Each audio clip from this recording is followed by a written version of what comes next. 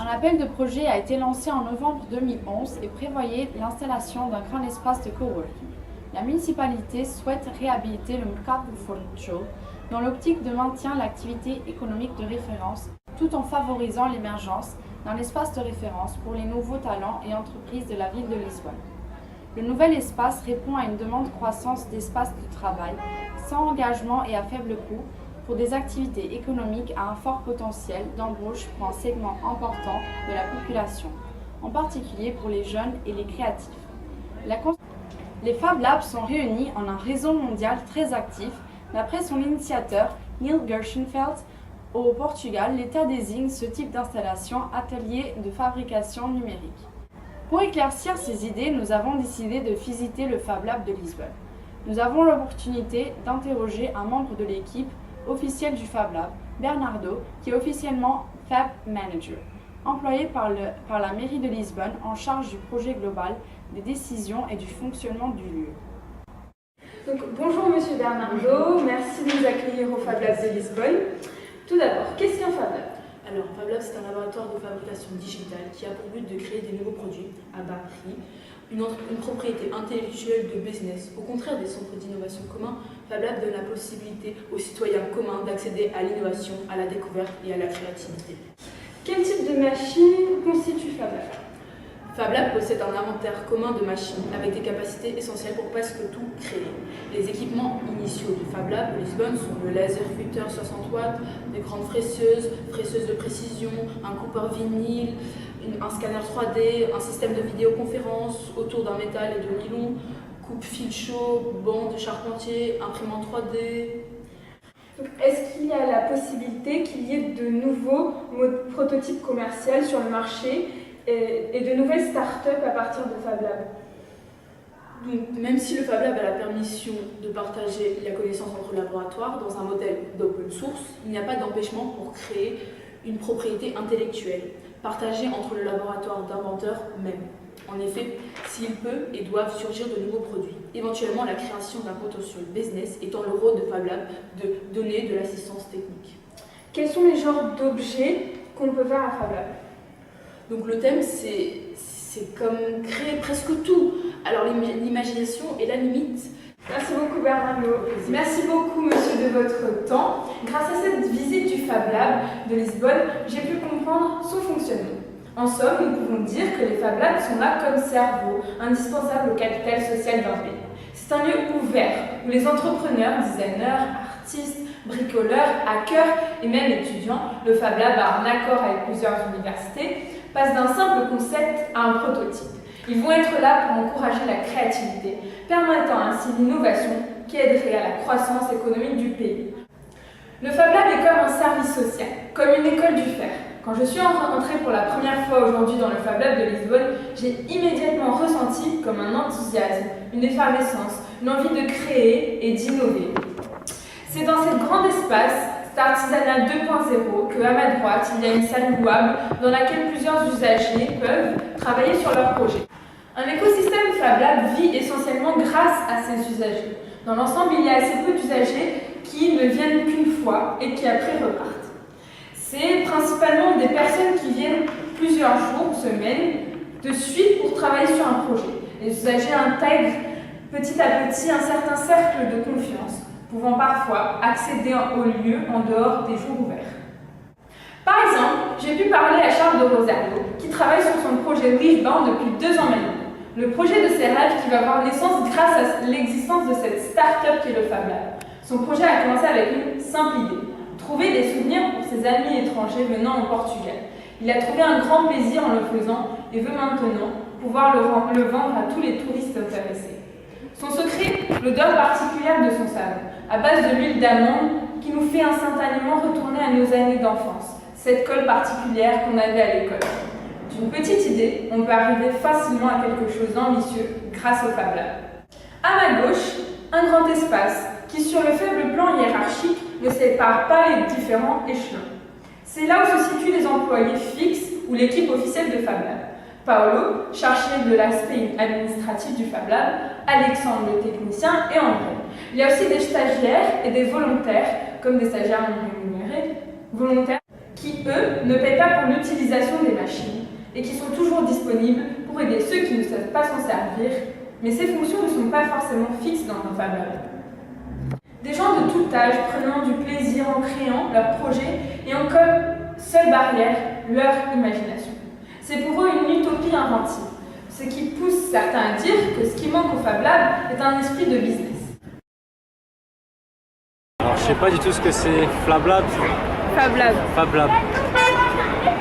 Ok, alors qu'est-ce qu'un Fab Lab? Je crois que j'en ai une idée arbitraire, parce que je ne suis pas du tout sûr de la signification de ce terme, mais pour moi, Fab Lab, ce serait les laboratoires type ceux qu'on peut trouver dans la Silicon Valley à Google, où on est dans la recherche non appliquée de nouvelles technologies ou d'inventions ou de choses qui peuvent apporter un plus à la technologie. Je crois que c'est ça un Fab Lab, mais j'en suis pas sûr.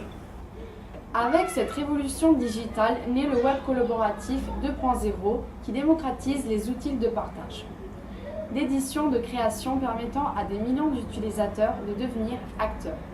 La fabrication numérique et personnelle est de permettre au plus grand nombre de devenir auteurs des technologies.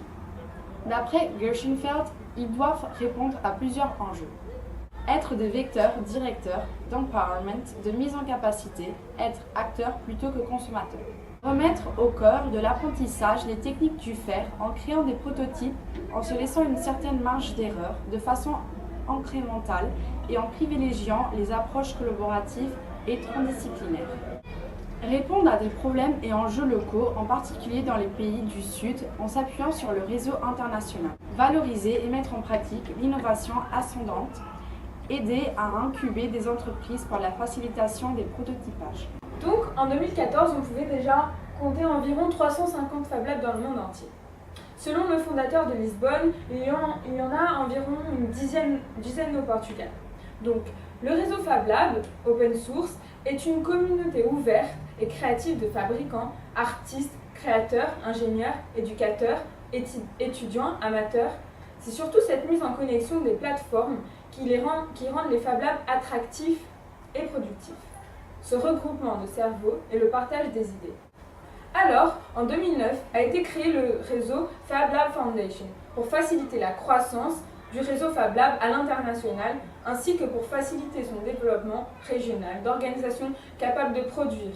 Ils ont pris l'objectif principal d'Internet, qui est de créer des réseaux décentralisés d'ordinateurs et faire en sorte que les appareils eux-mêmes soient interconnectés. Les Fab Labs sont une première brique de la démocratisation de la conception technologique et personnelle. Si on respecte la charte du MIT, qui désigne si un Fab Lab en est un, on compte une cinquantaine de Fab Labs en France. Mais d'autres écoles d'ingénieurs ont créé des ateliers similaires sans en avoir le label. C'est le cas de Polytechnique, de Centrale Supélec ou encore du pôle universitaire de Léonard de Vinci qui réunit à La Défense une école d'ingénieurs, une école de management et une école d'internet et du multimédia. Une communauté du savoir se forme sous nos yeux. Le Fab Lab est une sorte de plateforme de prototypage, mais aussi un espace d'apprentissage, d'invention. Un endroit pour jouer, créer, apprendre. Être Fab Lab signifie être connecté avec une communauté globale d'apprentissage, d'éducateurs, de technologiciens, de rechercheurs, makers et innovateurs. Un apprentissage qui met en lien 30 pays et 24 fuseaux horaires. Car tous les Fab Labs partagent des outils communs. Le programme est de construire un network global et un laboratoire distribué pour la recherche et l'invention. Je vais vous parler d'un exemple illustrant parfaitement ces nouvelles manières de consommer et de produire. En effet, Fab Lab, en lui, entraîne de nombreux enjeux dans plusieurs secteurs. Par exemple, mon projet qui, lui, a des répercussions sur le secteur médical. Ainsi, le projet est de faire des mains en plastique permettant de remplacer une main perdue pour un prix beaucoup plus bas. Cette main en plastique permet une certaine mobilité et capacité à bouger, même si elle est plus restrictive qu'une main humaine. Elle est créée dans les couloirs du Fab Lab et elle peut coûter entre 5 et 20 euros, soit seulement le prix du matériel. Au lieu de 700 euros, c'est une innovation révolutionnaire qui peut changer des vies. Tout ça grâce au Fab Lab qui casse les prix. Sommes-nous à l'aube d'une nouvelle approche de la consommation? Jeremy Rifkin, le gourou de la troisième industrialisation, utilise le terme de pro-consommateur, soit que le consommateur devient un producteur et le producteur un consommateur. Ce sont des faiseurs qui pensent et des penseurs qui font. Le capitalisme traditionnel exécute des tâches qui sont désignées par des ingénieurs ou des managers de façon hiérarchisée avec des règles, des ordres. Dans ce mouvement de makers, on peut constater que le travail n'est pas irrémédiablement vu à nous faire souffrir. Il y a un certain retour à l'artisanat, avec un niveau technologique beaucoup plus important. Ils n'ont pas de restrictions, ils sont plus libres, soulageant ainsi la pression que subissent les travailleurs. Le hacking et avec lui le mouvement faire est involontairement lié à la défense des libertés. Liberté de créer et d'innover, liberté de flâner ou de travailler, jusqu'aux frontières de l'excès, liberté de se lier ou de se défaire d'une relation sociale. Liberté de partager ses compétences et le produit de son savoir-faire. Cette liberté est la condition nécessaire à l'émancipation sociale, valeur centrale des sociétés modernes. La liberté n'est pas pour autant une condition suffisante pour éroder collectivement les dominations. La liberté que chérissent tant celles et ceux qui, par répulsion des structures bureaucratiques, ces nouvelles formes d'organisation du travail appellent à la dissolution de toute forme d'autorité et aussi le cœur d'une doctrine, le libéralisme. Le Fab Lab et l'économie de partage apportent des méthodes révolutionnaires, comme l'explique bien Peter Trollex, un chercheur indépendant. Bonjour, je suis Peter Trollex, je suis entraîné comme un ingénieur industriel, donc je sais comment s'organise une usine. Quand j'ai vu les Fab Labs pour la première fois en Amsterdam en 2007, je me suis dit, oui, je connais toutes ces machines, je sais à quoi elles servent et ce qu'elles font, mais ces machines-là, la façon dont elles sont utilisées, c'est exactement opposé à ce que les manuels nous disent. Dans une usine, on s'assure que tout est organisé à la seconde. Qui fait quoi, des prescriptions claires de l'usage des machines. Et ce que j'ai vu à Fab Lab, les gens venaient avec relativement peu de savoir sur la technologie des machines et commençaient directement à les utiliser, en espérant en fait ni le rien ni le mal. En fait, les Fab Labs, c'est comme une organisation à contre-courant, si on peut dire ça, et les usagers de Fab Lab sont d'une certaine façon moins susceptibles de suivre des ordres. Avant de vous quitter, on peut résumer que tout au long de l'histoire, les innovations ont permis l'émergence de nouvelles méthodes de travail, comme la récente révolution digitale symptomatique de cette nouvelle âge du fer, qu'insitent les Fab Labs et les nouvelles formes de travail. Le Fab Lab s'adapte ici parfaitement aux nouveaux modes d'organisation du travail. C'est une dynamique de groupe, de l'innovation, de l'intelligence, de l'apprentissage collectif. La liberté étant le mot qui les lie, liberté de créer, d'innover, de réaliser un projet sans être conditionné par des modes d'organisation restrictifs. On se retrouvera donc à la même heure, même chaîne, la semaine prochaine pour vous parler des limites que peuvent engendrer les Fab Labs et ces nouveaux modes d'organisation du travail. Merci et bonne fin de soirée.